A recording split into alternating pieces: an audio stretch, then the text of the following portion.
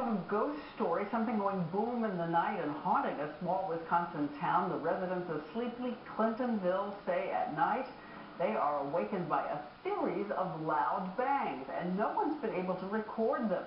But some residents sent us their attempts to let us hear what it's like, including Cassie and Josh Engelhardt. We've been having these booms at all hours of the day, and they're rather disruptive. This is what they sound like.